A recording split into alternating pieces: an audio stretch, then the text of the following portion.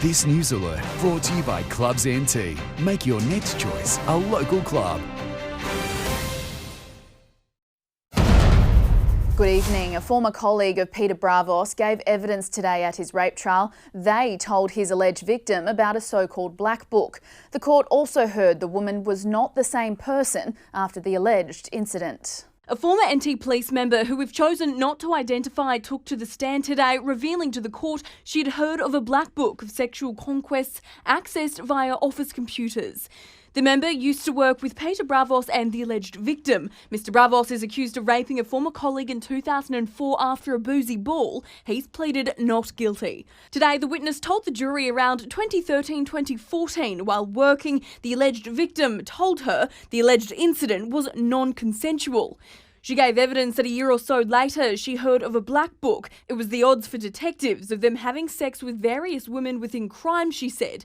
I understood that the highest odds were for having sex with the alleged victim, and the odds were 70-1. She was told the high odds were because the alleged victim was older, was seen as less attractive and less likely to engage in that sort of behaviour. Another colleague gave evidence he noticed a change in the woman's demeanour shortly after the ball, that she seemed withdrawn and upset. Patrick Blanche said the woman told him she wasn't going to stay working in that office and pointed to Mr Bravos as a reason why. Zarisha Bradley, 9 News. The CLP has announced it will double the solar battery subsidy if elected to add stability to the power grid. It comes as another resource took focus today with the discovery of a potential $12 billion mineral deposit. These trucks aren't just driving along outback dirt roads. They're actually using seismic testing to uncover what's below the surface. It's a $225 million federally funded program that's discovered a lucrative opportunity in the NT. Has the potential to turn into $12.4 billion. The mineral deposit, located in the Barkly region, could see metals like copper, nickel and zinc mined. It's still very early days, but the Commonwealth is putting it back on the NT government, suggesting a vote for the CLP could get it moving quicker. It is one thing to find the resource, it's a whole other thing to actually get the approvals to dig it up. It wasn't only the resources underground the CLP were keen to focus on, but from above, with the party committing to doubling the solar battery stimulus to $12,000 to encourage more take-up. That's ultimately designed to add stability to the grid. A recent Utilities Commission report found a huge installation of commercial and residential rooftop solar was impacting the reliability of power supply.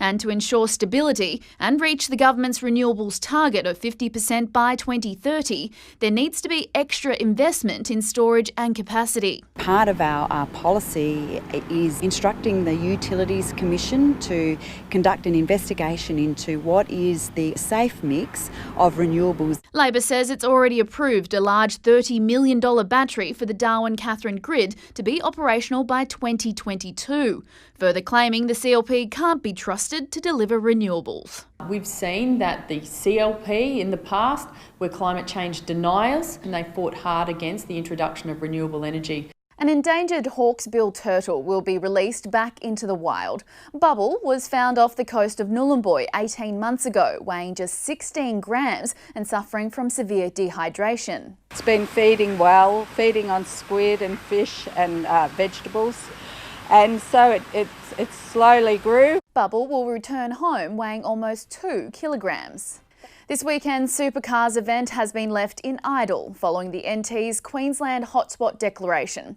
Despite the delay, crews are tonight flying north to enter mandatory quarantine when they arrive.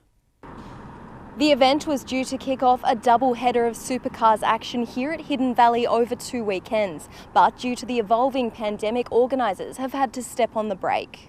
A statement from the Northern Territory Major Events Company said the Supercars will now take place a week later on the 15th and 16th of August. The Super Sprint, which had been booked for that weekend, will be rescheduled for a later date. The delay is due to a limited number of crew members having been in Brisbane, Logan and/or Ipswich 14 days before they were announced as hotspots to the NT.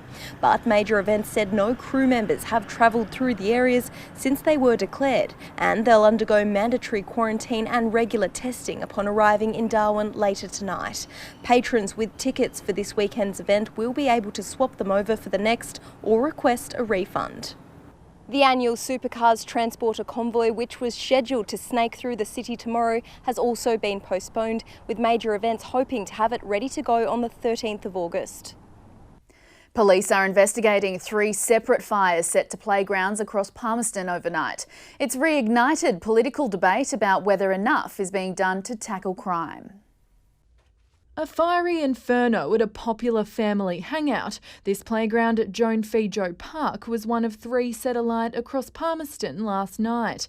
Today, charred remains and melted plastic all that's left as police scoured the area. This is significant community infrastructure, and Palmerston has a lot of families that utilise these parks and playgrounds, so it's very disappointing for many people in the community.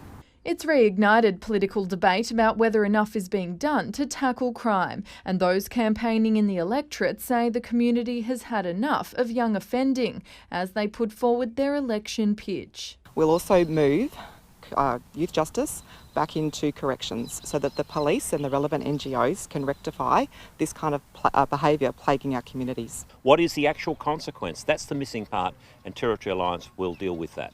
The Police Minister says Labor has cracked down on youth crime, reducing crime rates in recent months. They already have to face the consequences of places like Don Dale, the Alice Springs Correctional Facility. We've opened up more work camps for them to go into. Council estimates it will take at least 3 months for new equipment to arrive before construction can begin. And worse still, it's local ratepayers who will have to foot the bill. The mums and dads who enjoy taking their children to the playgrounds, they'll be the ones hardest hit. It's not just about the money aspect, it's also the social aspect. Families can hop onto City of Palmerston's website to see which other local parks are open. Ainsley Kosh, 9 News. An empty Jetstar flight will be chartered from Brisbane to Yulara tomorrow to fly home 39 tourists who arrived from the hotspot on Monday. The travellers did not set foot in Uluru-Katajuta National Park, which was blockaded shortly after their arrival. Voyagers Resort said discussions were ongoing with government, Parks Australia and local communities to reopen the park. Thank you for joining us. To stay up to date, follow 9 News Darwin on Facebook.